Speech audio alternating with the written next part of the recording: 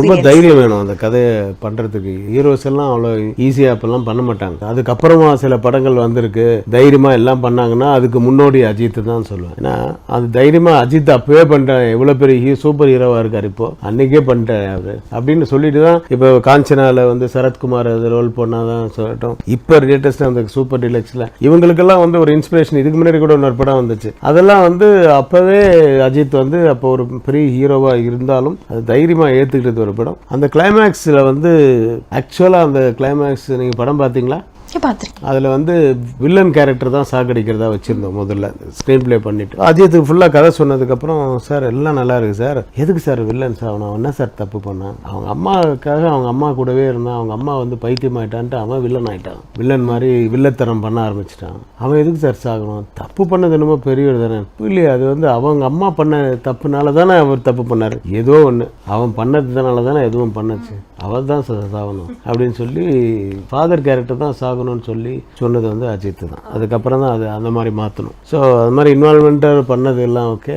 நிறைய ஒரு சிலதுலாம் அப்போ டவுட் வரும் அவருக்கு, சார் கிண்டல் பண்ணுவாங்களா சார், தேட்டரில் படம் பார்த்துட்டு இந்த மாதிரி ஏதாவது கிண்டல் பண்ணுவாங்களான்னு முதல்ல ஒத்துட்டாலும் அதுக்கப்புறமா டவுட்டில் கேட்பாப்புல. கண்டிப்பாக கிண்டல் பண்ண மாட்டாங்க. நீ எதிரின்னு யாராவது நினச்சா அவங்க கூட வந்து கிண்டல் பண்ண மாட்டாங்க. ஏன்னா எடுத்த உடனே எப்போ தெரியுது அந்த கேரக்டர் வந்து ஃபெமினைன் மாதிரி இருக்கான்றது செகண்ட் ஹாஃப்ல வருது.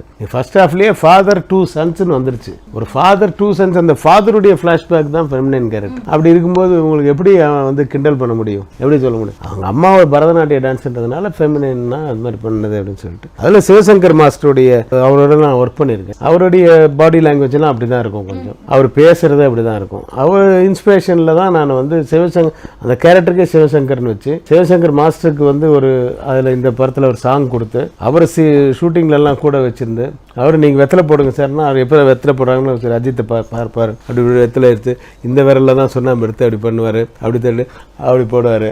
எல்லாம் அந்த சிவசங்கர் மாஸ்டர்கிட்ட இதெல்லாம் பார்த்துக்கிட்டது. அந்த இது போனால் கூட அதில் ஒரு முத்திரை அந்த கிளாக்கில் அது மாதிரி சின்ன சின்ன மேட்டர்லாம் வந்து ஃபுல்லாக இன்வால்வ் பண்ணி பண்ணதான் ரொம்ப கோஆப்ரேட்டிவ். அதான் நான் வந்து இப்போ ஜெய் சினிமான்னு ஒரு படம் தெலுங்கில் பெரிய ஹிட் ஆச்சு, 100 days பாலகிருஷ்ணா வச்சு பண்ணேன்.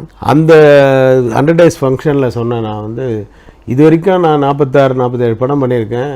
30 years ஆஃப் எக்ஸ்பீரியன்ஸில் எனக்கு வந்து 2 ஹீரோஸ் தான் கேள்வியே கேட்காம இது எதுக்கு சார் இந்த ஷாட்டு, எதுக்கு பண்ணுறீங்கன்னு கேள்வியே கேட்காம என்ன சொன்னாலும் பண்ணிட்டு கொடுத்தவங்க 2 பேர் தான்.